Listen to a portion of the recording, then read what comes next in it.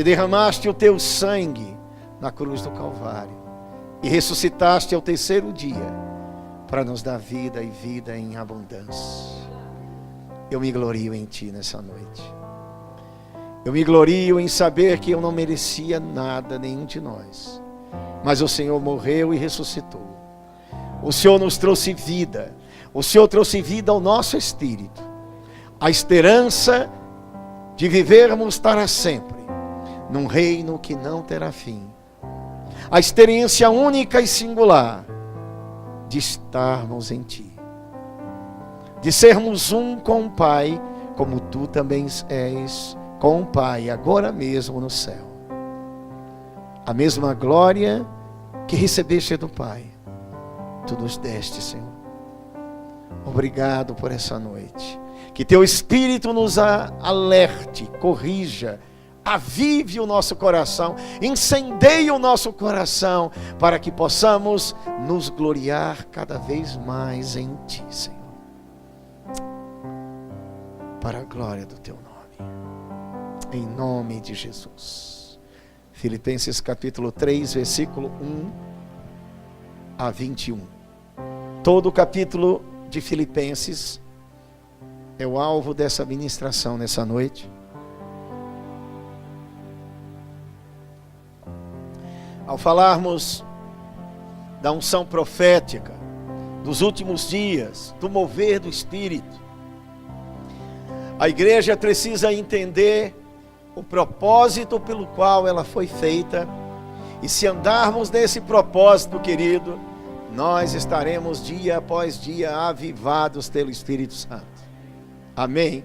Não será apenas experimentar uma unção temporária, momentânea, mas uma experiência constante, uma experiência permanente com o poder do Espírito Santo. Você está feliz essa noite?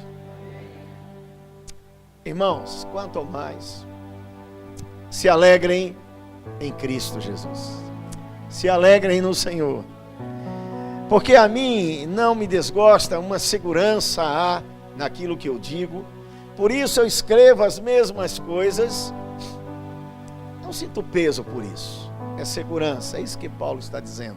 É seguro para nós, é seguro para a igreja. Se acautelem dos cães. Se acautelem dos maus ministros ou falsos ministros. Acautelem-se daquilo que é religioso, falsa circuncisão. Porque nós somos a circuncisão. Nós adoramos a Deus no Espírito e não confiamos de maneira alguma. Diga, de maneira alguma. Eu confiarei na minha carne. Uma grande advertência no capítulo 3 de Filipenses. A carta à igreja de Filipos, uma colônia romana, onde surgiu uma igreja poderosa, nasceu uma igreja através do ministério de Paulo.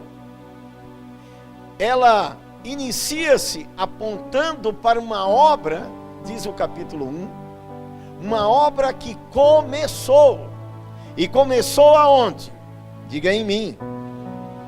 No capítulo 1, no versículo 6, Paulo diz que está plenamente, com certeza, absolutamente certo, de que quem começou, aquele que começou, quem começou a obra em nós? Quem foi à cruz do Calvário? Quem foi ao Getsemane dizer, não a minha vontade, mas a tua, Pai? Jesus Cristo. O Evangelho é Jesus. Jesus é a mensagem do Evangelho. Aquele que começou a boa obra, diga, uma boa obra, uma excelente obra, uma ótima obra. Estávamos em trevas, em escuridão. Paulo afirma aos Efésios, no capítulo 2, no versículo 1, que Ele, Jesus Cristo, nos deu vida. E essa palavra vem da vida zoe, da vida de Deus. quando nós estávamos mortos em nossos delitos e pecados, Ele fez a grandiosa obra de nos resgatar, diz Colossenses 1,13, das trevas para a luz. Diga: eu fui transportado das trevas para a luz. Então Paulo começa construindo na carta de Filipenses o modelo do que ele vai desaguar no capítulo 3, que é gloriar-se em Cristo. Se eu pudesse escolher uma exortação mais forte no capítulo 3, um tema para essa ministração, eu quero que você anote, é esse: glorie-se em Cristo. Só glorie-se nele. Só há glória por estarmos nele. Só há conquistas por estarmos nele. Só há resultados por estarmos nele. Só estamos vivos por causa dele. Só estamos alegres por causa dele. Só somos moradas do Espírito Santo por causa dele. Só aguardamos um céu glorioso e uma vida eterna e um reino duradouro por causa dele. Você está feliz essa noite? Então, a exortação de Filipenses 3 é: glorie-se em Cristo. Porque Paulo começa o capítulo 1 dizendo: começou a boa obra, é poderoso para fechar o ciclo, completar. Isso quer dizer que nós temos uma carreira. Muitas coisas nós vamos falar hoje à noite. E ao falar de avivamento, poder do Espírito, a unção profética, nós temos que entender: Deus quer que experimentemos por completo aquilo que Ele tem para nós. Deus não quer um povo iludido com movimentos, falsos ministros, nem tocado de vez em quando pelo seu poder. Deus quer um povo mergulhado no seu poder. Deus quer um povo mergulhado no seu amor. Deus quer um povo mergulhado no fruto do seu Espírito, no amor, na benignidade, na longanimidade, na mansidão, no domínio próprio. Um povo que expressa inteiramente Jesus Cristo. Não só através de sinais e poder, mas através da própria vida. Uma carta viva. Diga quem está do seu lado: uma carta viva. Isso é que você é. Uma carta viva de Jesus Cristo, amém? Então Paulo, no capítulo 3, ele está tecendo essa realidade para nós, quando ele diz: se alegrem em Cristo. A nossa alegria está em Cristo. E ele diz: se acautelem, cuidado com os falsos ministros, que conduzem vocês de alguma maneira a confiarem em vocês mesmos, nas suas habilidades naturais, nos seus PhDs, nos seus cursos e currículos universitários, na sua inteligência, na sua habilidade natural de fazer alguma coisa. Porque eu digo, querido, fazer um ministério no natural é possível. É possível conhecer um grupo de estudos e algumas matérias que estão inundando, graças a Deus, a internet. Você tem ministros de todos os níveis, de todos os lugares, ministrando o Evangelho numa nação livre para isso, glória a Deus. É possível fazer um ministério na nossa força. Tudo bonitinho, ar-condicionado, cadeirinha, uma palavra adequada, motivar, emocionar e até experimentar alguma coisa de Deus. Mas Deus não chamou a igreja para ficar na superfície.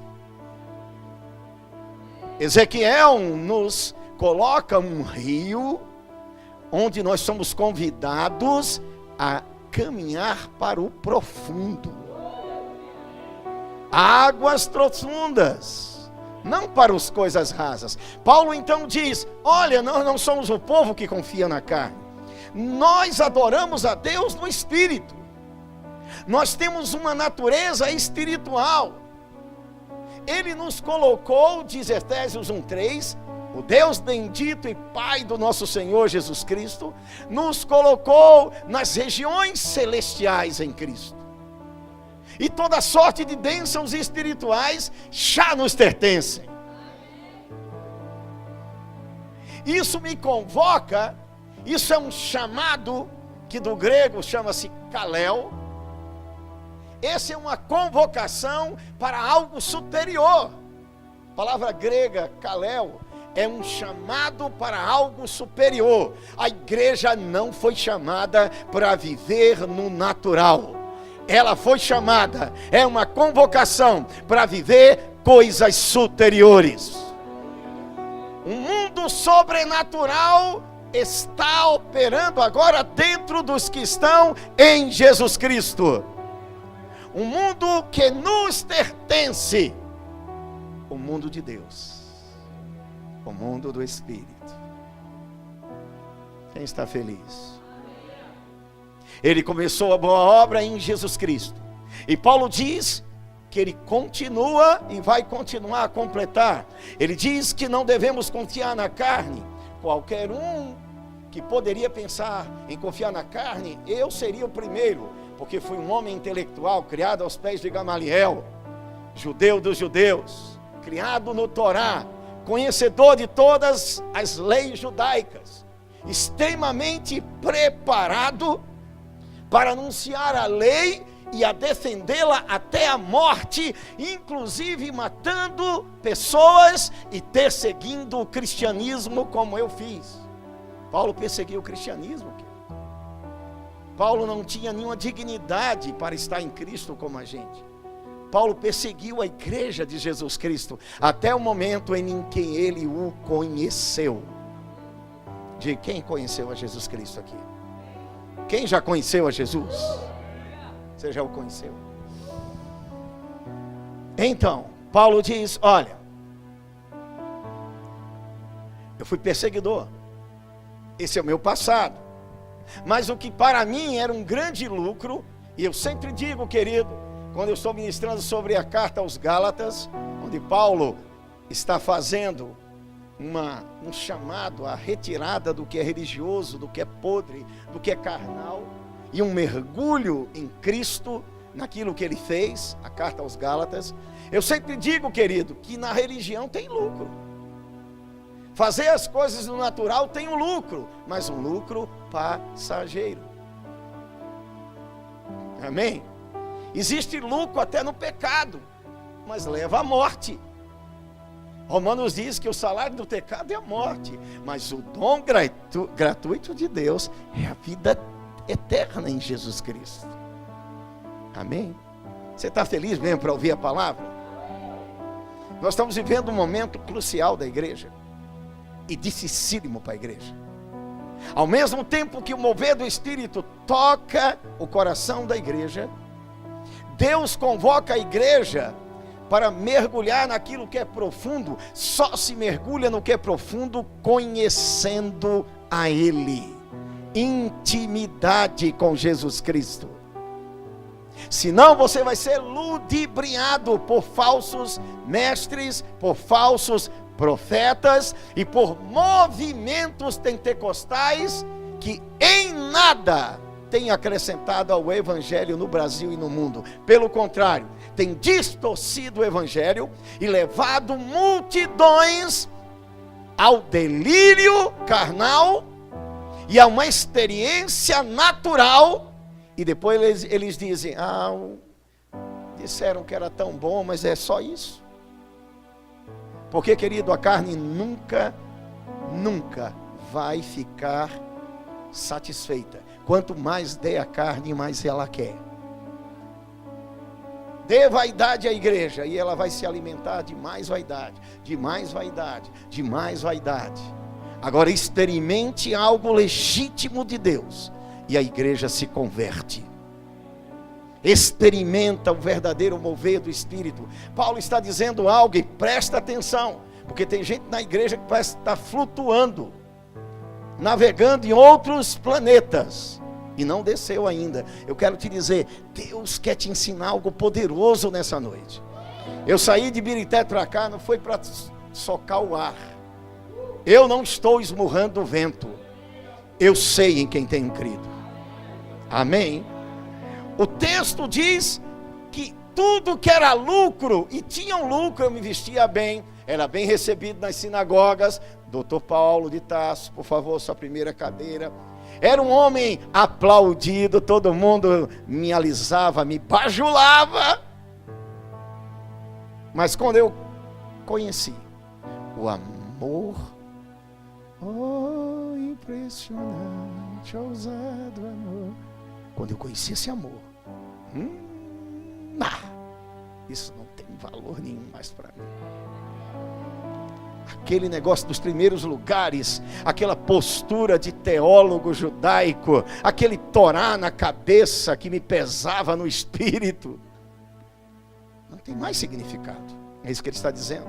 O que para mim era lucro, não tem mais lucro não. Eu considero ele lixo, coisa de nada, refúgio, porque eu conheci o que é sublime, o que é singelo, o que é puro, o que é eterno, o amor e o conhecimento de Jesus Cristo.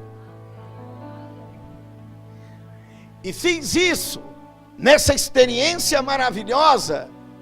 Eu só desejo agora uma coisa. É por isso que eu digo, a exortação de Filipenses 3 é: glorice em Cristo.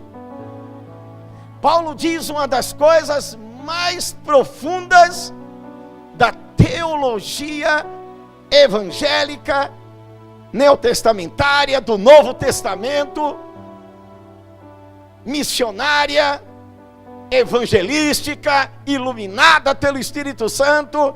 Ele diz: eu só desejo ser achado nele.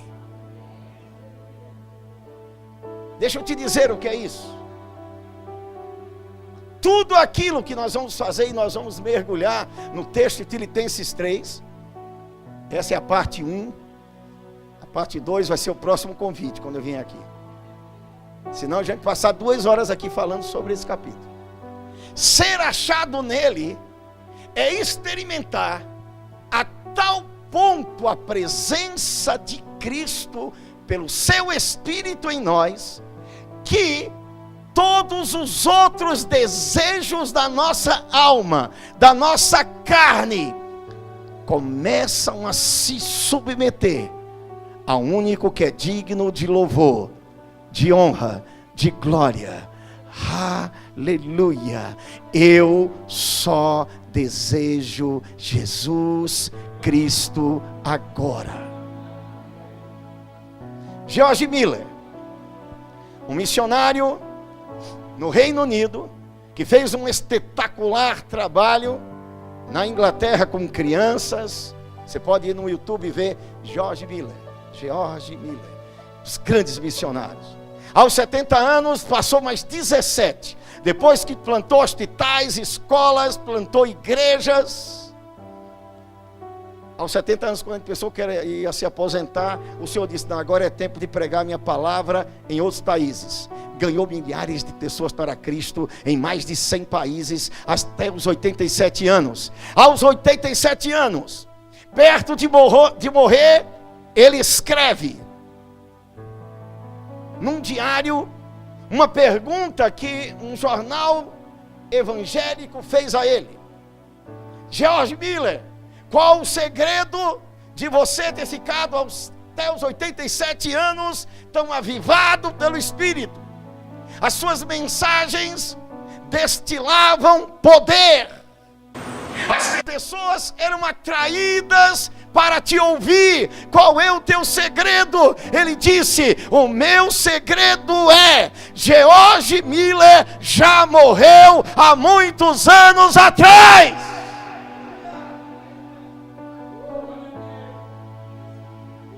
Hoje não sou eu mais quem vive. Gálatas 2:20. É Cristo que vive em mim. Diga para quem está do seu lado: decida morrer para você mesmo. Diga aí: o avivamento do Espírito Santo vai sacudir a tua vida.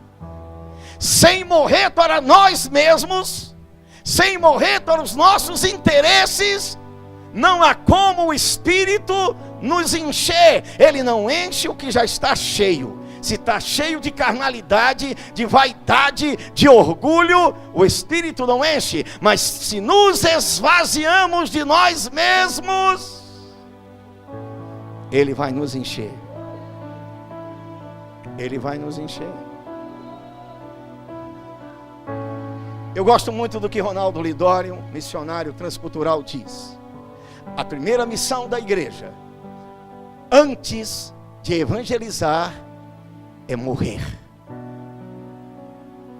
E ele acrescenta: a igreja precisa urgentemente se desglorificar.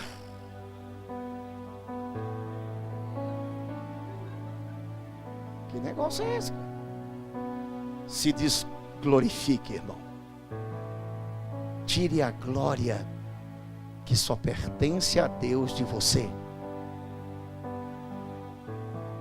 Grandes ministros, grandes pregadores, grandes ministérios. Não, querido, só há um grande Deus. O resto é tudo servo, o resto é tudo vaso de barro, mas com um poder excelente dentro de nós, diz o apóstolo Paulo. A igreja precisa se desglorificar. É muita vaidade.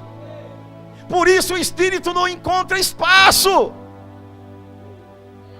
É vaidade que está, sabe, pingando, feito suor.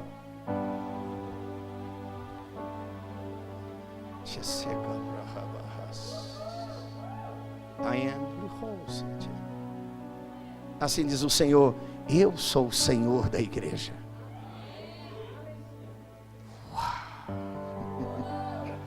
Pá. Deus vai te pegar nessa noite. Diga, seu irmão, se desglorifique. Diga: tudo que você tem, tudo que você é, tudo que você vai fazer, tudo que você vai realizar, é porque Cristo está em você, e nada mais do que isso.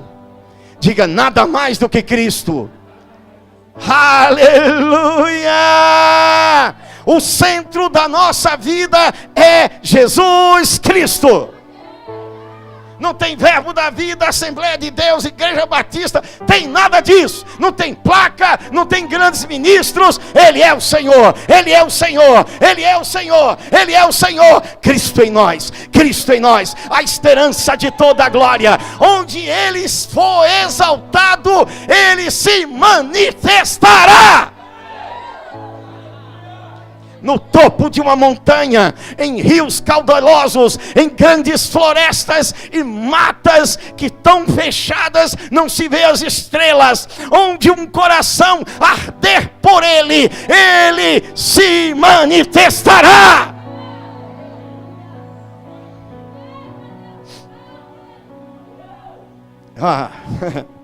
Por isso, pastorzão amado Eliezer, não acredito. Que igreja pequena, que igreja grande. As pessoas veem pequeno pelo natural. É o espaço físico, é o número de cadeira, é o quanto entrou de dinheiro no cofre. Não existe igreja pequena nem grande, só existe igreja. Só existe eclésia, só existe gente que está cheia do Espírito Santo. Onde 2 ou 3 estiverem reunidos em meu nome, eu estarei presente ali. Eu estou falando com a poderosa igreja do Deus vivo, os remidos do Senhor, aqueles que glorificam a Jesus Cristo estão aqui. Eu quero ser achado nele. Eu quero ser achado nele. Antes de continuar, eu não posso deixar de citar mais um exemplo da missionária doutora Helen Roosevelt. Pode ir lá no YouTube. Uma mulher que foi ao Congo, médica, pós-graduada em medicina. Uma mulher cheia do Espírito Santo, que decidiu entregar a sua vida no Congo, numa época de 50, 60, que as milícias sequestraram ela, foi espancada, violentada sexualmente, quase viu a fé dela desabar, mas ela disse que numa bela noite, onde ela foi espancada, e ela disse: Jesus, o Senhor me esqueceu. Ela disse que teve a maior experiência da vida dela com o amor de Cristo. Ela disse que o amor de Cristo inundou o coração dela de tal forma que nada era mais nítido, visível que Ele. Só Ele interessava para ela. Ela volta ao seu país, restaura seus dentes que se quebraram de tanta pancada, restaura ossos que quebraram. Passa um ano, ela diz: quero voltar para o Congo, para a mesma cidade. Eles disseram: por quê? Não vá, mandamos outros. Vocês não entenderam. Deus me mandou para aquele lugar, e aquele que começou vai terminar em mim. Ela volta para aquele lugar, e aí sim, passa 30 anos, constrói hospitais para mais de 500 pessoas, forma milhares de enfermeiros numa região que não tem medicina, não tem recurso, prega, planta igrejas, volta para o seu país, e no final da vida dela, ela diz, por isso que eu estou citando isso, estou falando de ser achado nele, ser avivado por Ele, ser conduzido, guiado por Ele, ser alimentado por Ele, ser provido por Ele, não confiar em mais ninguém, a não ser nele. Homens podem trair você, Ele jamais faz isso. Homens podem dar as costas para você, Ele jamais fará isso. Homens podem te pisar, Ele jamais fará isso. Ele não esmagará a cana quebrada, nem apagará a torcida que fumega. Ele acende o que está aflito. Ele acende teu coração nessa noite. Há uma vocação dentro de você, há uma carreira, e foi Ele mesmo quem colocou. Doutora Helen Roosevelt, ao final de sua vida, aos 91 anos de idade, disse, numa carta em que ela deixou no seu diário: o problema, irmãos, da igreja atual é que nós queremos Jesus, mas queremos mais alguma coisa. Queremos Jesus, mas queremos os primeiros lugares. Queremos Jesus, mas queremos ser elogiados. Nós queremos ser honrados. Queremos ser bajulados. Queremos Jesus, mas queremos as riquezas naturais. Queremos tantas coisas além dele. Ela disse, terminando: não é para ser assim.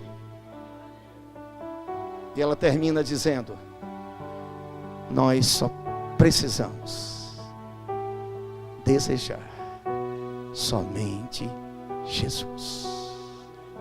Somente Jesus.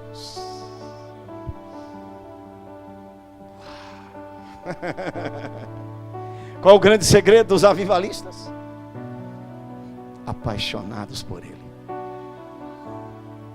Gente que era capaz de se ajoelhar horas só para ouvir Ele dizer algo ao seu coração. Gente que não estava preocupado com a pizza depois do culto, coçando-se por causa do tempo, conversando quando a mensagem da palavra é anunciada, pensando em outras coisas, desonrando a Deus. Quando você está num culto que Deus está falando, você está pensando na sua própria vida, você está dizendo para Deus: eu não me interesso por você. A falta de interesse por Cristo na igreja evangélica é algo gritante. Os nossos cultos muitas vezes são demonstrações grandiosas de negligência e falta de temor, falta de interesse. Vai no banheiro, vai tomar água, coça a orelha, conversa, vê o celular, não está nem aí para Cristo. Mas está com Bíblia, agarrado com Bíblia. Paulo disse: não, a grande alegria da minha vida é ser achado nele. E o conhecer, versículo 10. Para o conhecer, eu quero conhecer teu amor. Nós cantamos aqui. Eu quero conhecer mais teu amor. Para o conhecer e o poder que há na sua ressurreição. Para comungar com seus sofrimentos. Aí pega, meu amigo. Falando sobre 2 Timóteo. A carta de Timóteo nos 4 capítulos. O grande escritor bíblico John Stott, eu te exorto a ler alguns livros de John Stott, a Mensagem de Gálatas, extraordinário. Um homem estudioso profundo das Escrituras. Ele diz que 2 Timóteo 4 capítulos diz: no primeiro, guarde o Evangelho. Quem quer guardar o Evangelho? No segundo capítulo, ele está exortando a igreja: sofra pelo Evangelho. Aí o negócio pega.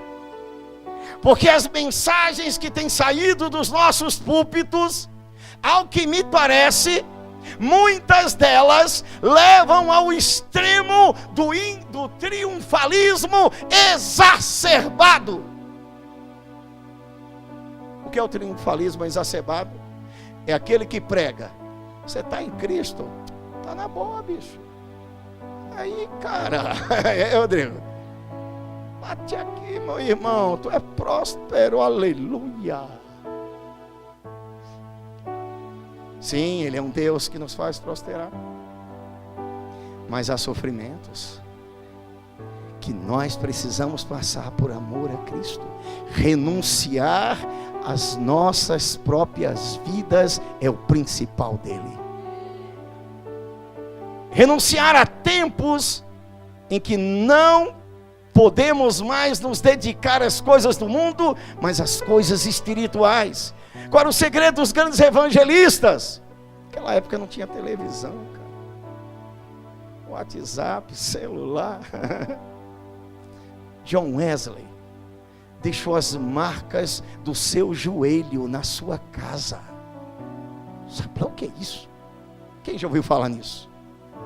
A sua casa, o pessoal que vai visitar o lugar onde ele orava, é mais fundo o taco. O taco cedeu.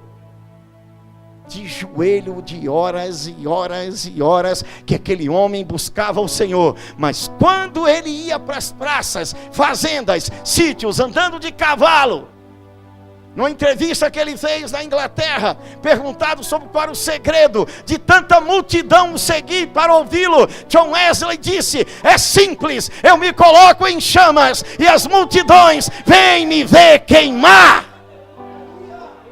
Diga, seu irmão, se coloque em chamas.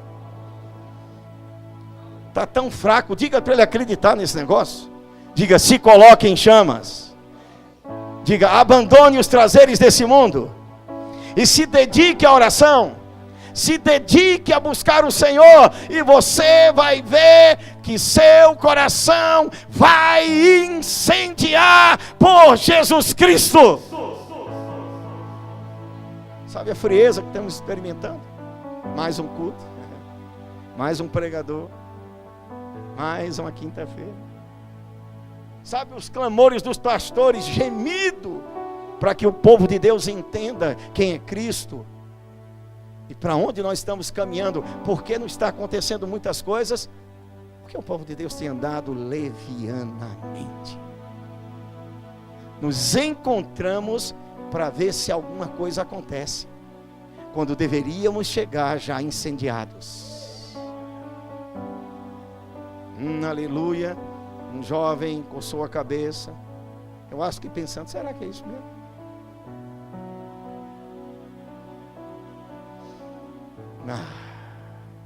E quando os pregadores trazem uma mensagem como essa, e eles tinham expectativa de voar as cadeiras, eles dizem: próximo pregador, esse não serve, queremos um mais ungido. Queremos um de fogo. O fogo está na palavra. A palavra vai queimar teu coração. Abra o seu coração para o que Cristo quer dizer a você nessa noite. Porque Paulo diz: de alguma forma eu vou alcançar a ressurreição dos mortos. Quem vai alcançar essa ressurreição?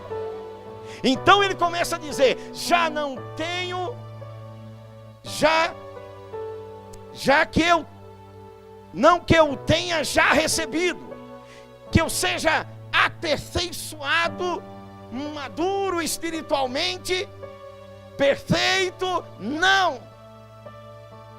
A grande questão não está em ser perfeito no sentido de não ter defeito, fraqueza. Pelo contrário, Ele nos chamou conhecendo todas as nossas fraquezas. Ele chamou um grupo de medrosos, covardes. Um deles tinha negado Ele 3 vezes, Pedro. O outro que traiu se matou. Os 11 que ficaram, mesmo quando Ele marcou o encontro, em Mateus capítulo 28, 18, e Ele aparece, diz que uns o adoraram, mas outros até duvidaram. Mateus disse: deixa eu tocar na mão. Mas logo em seguida, sabe o que Ele faz? Toda autoridade eu recebi no céu e na terra. Agora vão. Por onde vocês forem, eu dou autoridade a vocês. Vocês estão fracos agora, mas eu os tornarei fortes. Vocês são medrosos agora, mas os tornarei poderosos, ousados. Vocês estão tremendo as pernas, mas vocês irão até a morte por mim. Porque não será a força de vocês, mas a minha graça será liberada, o meu poder será liberado, o meu espírito estará em vocês. Vocês serão ousados, vocês serão intrépidos, vocês me amarão, porque eu mesmo farei a obra, completarei aquilo que eu comecei. Diga glória a Deus.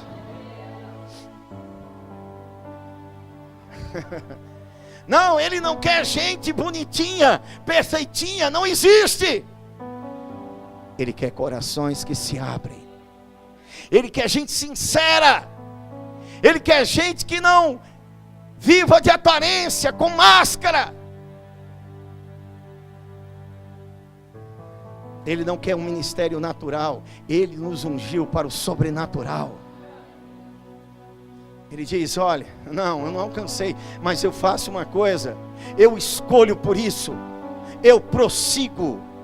Essa palavra do grego tem um significado de um caçador com foco na caça, para não perder o tiro. Uau.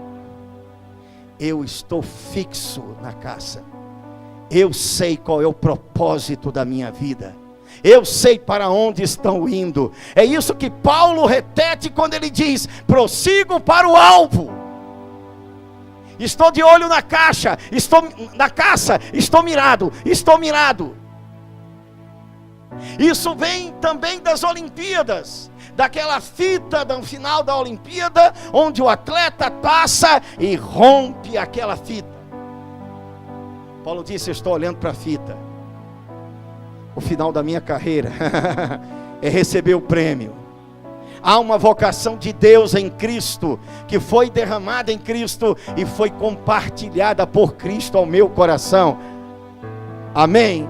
Então Paulo diz: olha, eu faço uma coisa, eu prossigo para conquistar. Amém. Estou feliz demais essa noite. Eu prossigo para conquistar. A palavra conquistar significa agarrar, conseguir, ter nas mãos o que é desejado. Agora preste atenção. Eu prossigo para conquistar. Onde estão os conquistadores de Deus aqui? Muito tem se falado na igreja evangélica de conquistas, mas presta atenção, querido. O que está saindo dos nossos púlpitos muitas vezes está desligado do propósito. Pregamos sobre fé, e fé permeia todo o Antigo Testamento e o Novo Testamento. Fé é confiança em Deus inabalável. Fé, na verdade, é se mover na direção do que Deus disse. Sem fé é impossível agradar a Deus. Amém? Visto que quem se aproxima dele deve crer que ele é galardoador, presenteador de todos aqueles que o buscam, que o amam, e ele é um Pai amoroso, generoso, poderoso. Ele satisfaz todas as nossas necessidades. Mas a grande pergunta: nós temos satisfeito as suas? É uma aliança, é um casamento, a noiva e o noivo.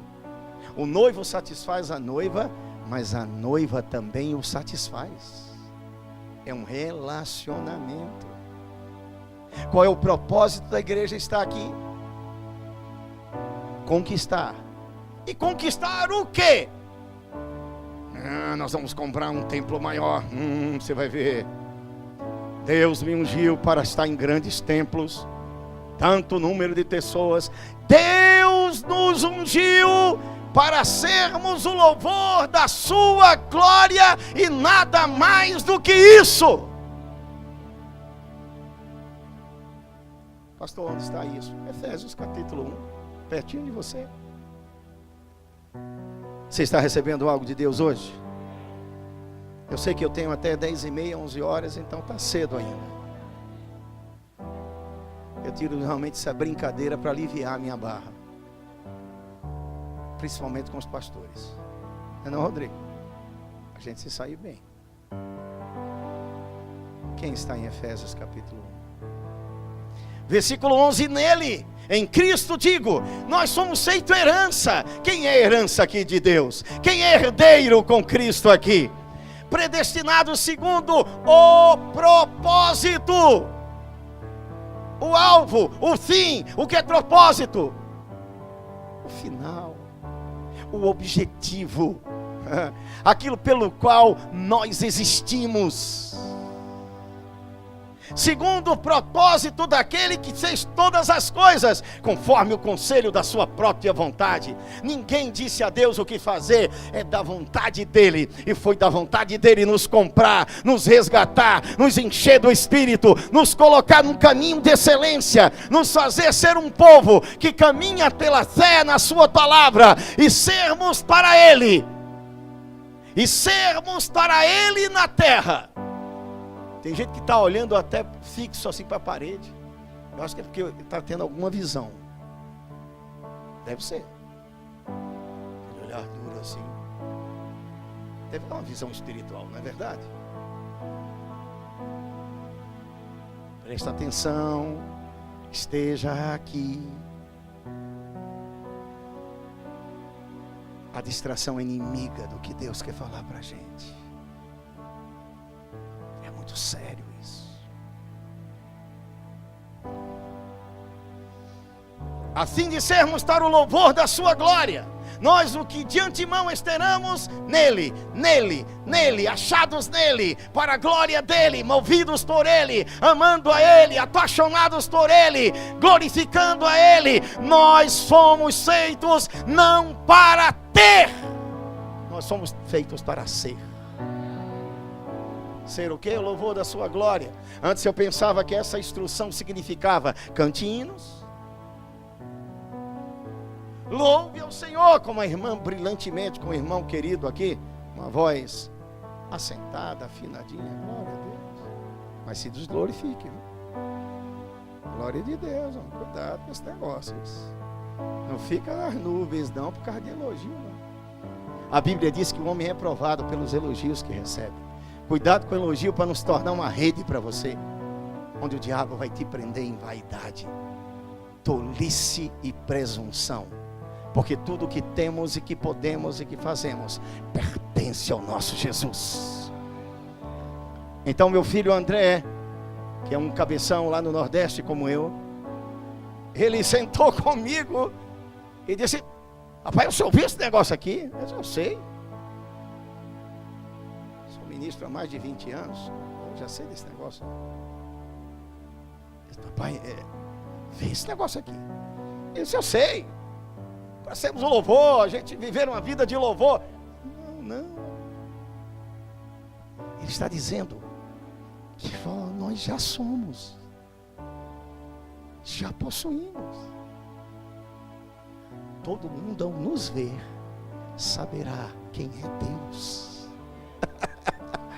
Por onde nós passarmos, nós vamos expressar louvor da sua glória. Todos vão a olhar para nós, para as nossas atitudes, não só para as nossas canções, para o nosso olhar, para o nosso abraço, para o nosso aperto de mão, para nossas atitudes, para nossas ações. Tudo vai resplandecer Deus, Cristo. O louvor da glória de Deus se manifesta através da igreja, se manifesta através de você. Diga a quem está do seu lado: você foi feito para isso. Diga: você é a manifestação da glória de Deus na terra. Diga isso significa que no caminho que você vai passar, a glória de Deus será revelada. Alguém vai conhecer Jesus Cristo e a sua glória através de você. No seu caminho ninguém vai pisar, na sua cadeira ninguém sentará. Nos caminhos que você vai passar, as pessoas que você vai conhecer, eu não vou conhecer. É o seu caminho singular, único, uma vocação dada por Deus para a manifestação da sua glória na terra. Isso é avivamento permanente. Uma reunião em que a gente diz: vai ter fogo hoje, vai ter fogo hoje. Não, o fogo está dentro de nós. Paulo aos Efésios 5,14 informa: o Espírito comunica, saia dos mortos, saia do lugar natural em que você está, saia desse lugar andando de qualquer jeito no natural, com gente morta espiritualmente. Venha para Cristo, porque Ele te iluminará. Isso é avivamento. Cristo nos iluminando, Cristo nos guiando, Cristo nos ensinando, Cristo nos instruindo. E Paulo diz aos Filipenses no capítulo 3, abra lá: eu prossigo para conquistar aquilo pelo qual fui conquistado em Cristo. Irmãos, não julgo alcançar, mas faço uma coisa: eu me esqueço das coisas que para trás ficaram e eu avanço para as que diante de mim estão. Eu prossigo, olha a palavra, prossigo. Eu estou focado na reta de chegada. Eu vou ultrapassar a linha demarcatória do triunfo. E esse alvo, cujo do grego significa escopo, derivado de alvo, significa exatamente isso. As Olimpíadas que levavam alguém a romper a fita, chegar no final e receber uma coroa que era na época de folhas de oliveira, que murcha, que seca.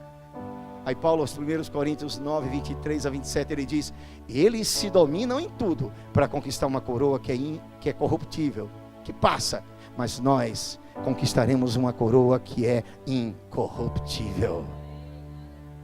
Aleluia. E diz o texto: tem um prêmio na soberana vocação de Deus. Então tenhamos todos esses sentimentos, nós que estamos amadurecidos, crescendo. Pensemos de uma só maneira, Deus nos esclarecerá. Andemos de acordo com o que alcançamos, ou seja, naquilo que já conheçamos, querido, estejamos com o coração queimados por Ele. Se você já conhece, se você já tem um nível de conhecimento, Deus quer que você esteja queimando por aquilo. Não espere uma outra revelação, além daquela que Ele já te deu. Você já possui Jesus Cristo, você já está nele, você já está nele, você já está nele. E Paulo diz: olha, irmãos, sejam imitadores meus e observem os que andam segundo o modelo que tende em nós, porque muitos andam correndo atrás do seu ventre, O seu Deus é o seu umbigo, o seu estômago. Eles são reprovados por Deus porque eles têm mensagens que conduzem um povo a cuidar de si mesmos, a serem crentes egoístas. É por isso que os pastores estão tremendo, suando, para chegar recurso na igreja, para evangelizar, para ter gente saindo na rua, de casa em casa, anunciando Jesus é o Senhor. Porque os crentes estão nos shoppings comendo McDonald's, Big Bob, né? Big Bob, milkshake, e dizendo Jesus é tão bom, que milkshake delicioso, que vão para o inferno. Eu não tenho nada a ver com isso. Nós vamos ser cobrados naquele dia. Avivamento não é algo para nos refrigerar. Avivamento não é ventilador nem ar-condicionado para deixar os crentes mais confortáveis. Avivamento nos leva a comprometimento. E até a uma palavra horrorosa nos dias de hoje. Pense que dá arrepio em crente.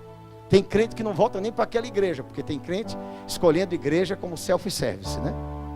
Ali tem o quê? Tem peixe, tem carne de sol. Carne de sol é do Recife, né? Ali tem feijão tropeiro. Se não tiver feijão tropeiro, não fico nessa igreja não.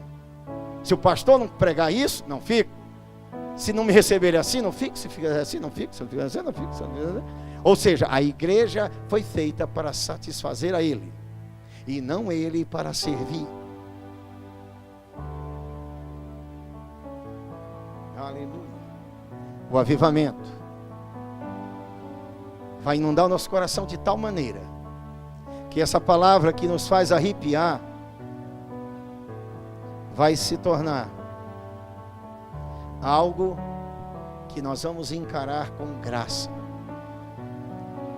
Não, querido, o avivamento não faz apologia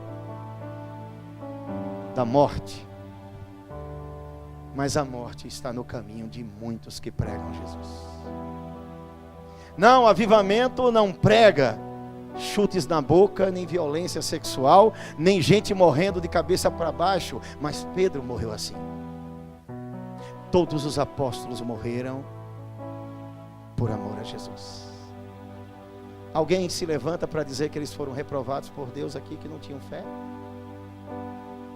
Paulo espancado várias vezes, no naufrágio, seus olhos tão inchados que ele diz aos Gálatas: vocês trocariam os olhos comigo se fosse necessário. De tão inchado que estava seu rosto, das pedradas levadas em Listra. A palavra que estremece a igreja nos dias de hoje, quando falamos de avivamento, unção profética, fogo do Espírito Santo está incendiado, é sacrifício. A igreja não quer o sacrifício.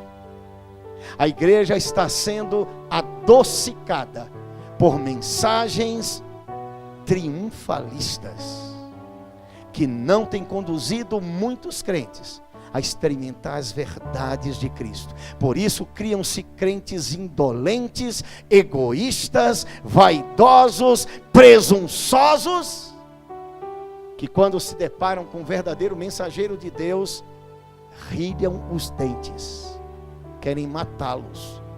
O que esse cara veio para fazer aqui? Domingo à noite eu vim com minha família para receber, mas receber o que ele quer. Eu vim aqui para comer um lanche gostoso.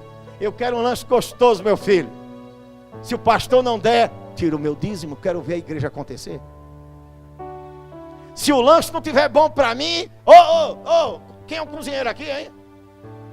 Serve não, devolve o prato, quero outro.